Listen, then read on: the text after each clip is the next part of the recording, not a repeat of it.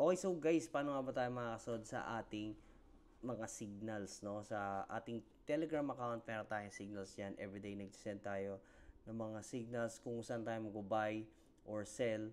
And then, ano yung TP, ano yung SL, yung kung paano natin sila ma-execute, no? So, kung baguhan ka, yon, punta ka lang sa ating Telegram account, nandiyan yung link sa ating profile.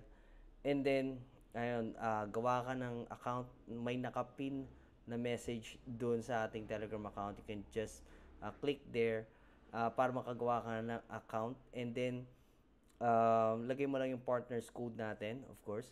And then, yun nga, para natin masabayan to entry natin is buy at 2722, and then SL natin, TP natin 2729.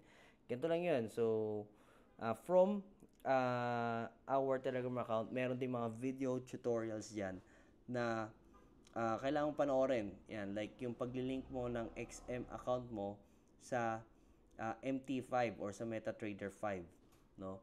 And then once nga na na-link mo na yan, ito yung makikita mo, hanapin mo lang yung tin-trade natin, mainly gold or sa XAU USD. Yan, so depende po yan kasi. So pero yun nga, gold point tin-trade natin, no? Then once nga na na-click mo na yan, nakita mo na yung gold na yan, yan, so na-link mo na yung account mo XM to MetaTrader, mag-execute ka sa MetaTrader 5. Yan, click mo yung gold na yan, then ito yung lalabas. Yan, so may lalabas na yung ganyan, and then click mo yung trade.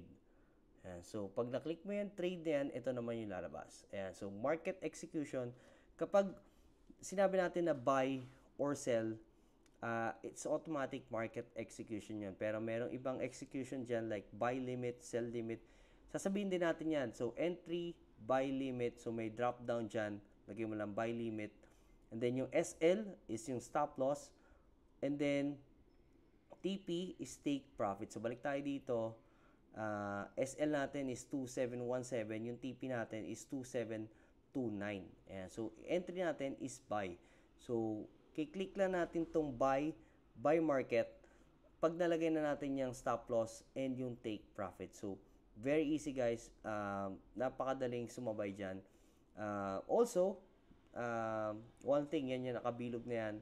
Lot size, kung newbie ka at kailangan panoorin to, and kailangan mo siyang alamin pa kung paano mismo gumagana yung forex or yung pagte-trade natin ng gold, start with 0.01.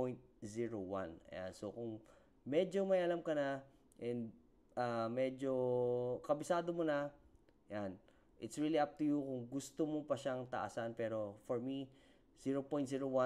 Kung kailangan mong humingi ng signal or kailangan mo sumunod sa mga signals, you stick with 0.01 muna. Kasi, ayun nga, it's for beginner, and ang galaw ng gold at yung profit and loss dito sa gold, mas malaki as compared sa mga currency pairs.